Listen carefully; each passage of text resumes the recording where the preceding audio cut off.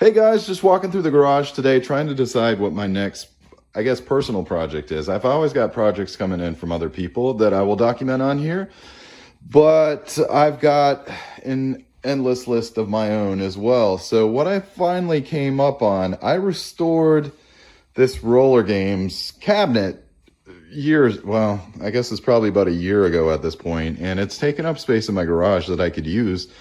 So I thought, what the heck? One thing I've been avoiding for a long time is doing the playfield, and the playfield's kind of wrecked. You can see all the dust on this thing. It's actually really nice underneath all that dust. It was kind of a wreck when I got it, but I decided, you know what? I'm finally just going to go ahead and face it. Let's go ahead and do this playfield. Here's what we have for the playfield currently. I bought this for about $500, maybe a year or so ago. And from what I understand, it was a completely working machine, and the previous owner had disassembled it to try his hand at, I guess, restoring a playfield. And I don't think he got very far into it before he realized that it's probably not the best idea for this particular one to be your first playfield. So, anyway, I love System 11s. I love them. They're probably one of my favorite eras, if not the favorite era. What I hate about System 11s is how they were done. Unless you were lucky enough to get a diamond coated System 11, which are somewhat rare, I have never been that person. I always get stuck with the standard ones. Now, the problem with that, as far as I understand, what they did is they put a coat of lacquer on and then they screen printed everything on top of that. So what you have, I guess, 30 years later, 30 some years later, is you have this cracking and spider webs around your inserts here. Now, my goal is, before I've got to basically have to do a few things before I get to the point where I can put the base clear coat. And if I don't sand the inserts, if I don't sand all the inserts completely clear, even if they have salvageable lettering on them, like or numbers like 1, 2, and 3, an extra ball, I still, if I clear coat that the way it is right now, it's going to preserve the cracking and spider webs. It's going to look like crap, but just under clear coat. So the first order of business this week, one of my goals is to sand all the inserts completely, clean them up completely.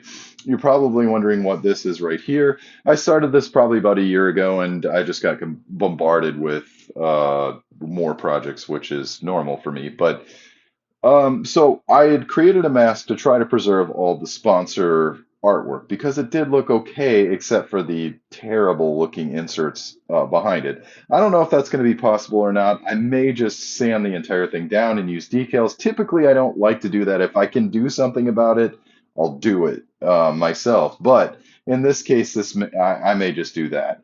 So one of my goals for this week, again, is sand all the inserts down, every single one of them.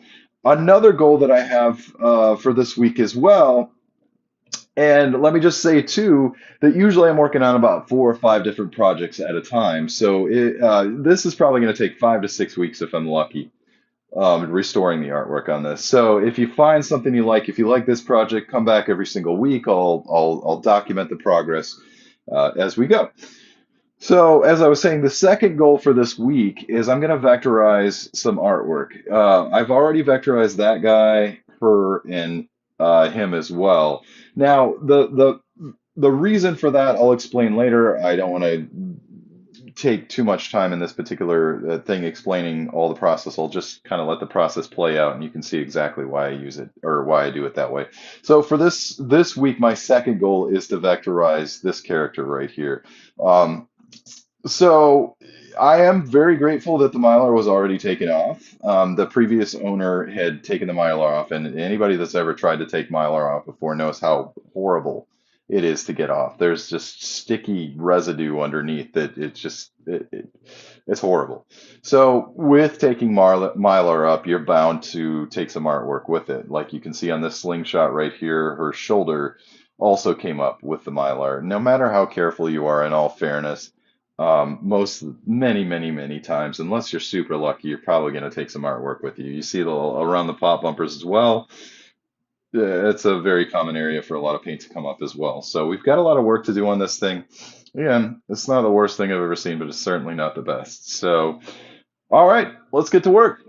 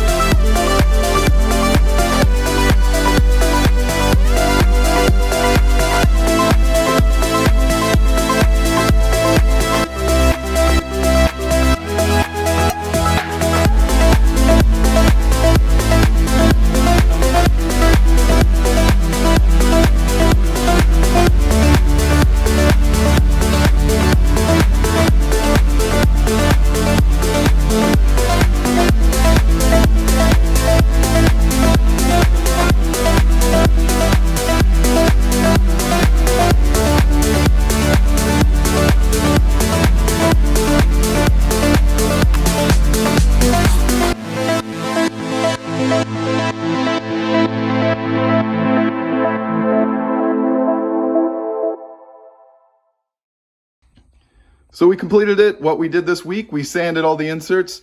I had to search around everywhere for the inserts that were missing. I located them, sanded them down, and glued them all in.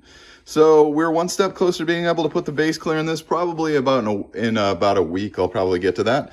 And again, remember, before we can actually repair into the artwork on here, we have to put that base clear down. So the other thing we did was vectorize her. The only thing I didn't vectorize completely was her hair. I'm still kind of wondering if I'm even going to mess with that. I might just do it just because. So that's what we got this week, and I'll see you next week.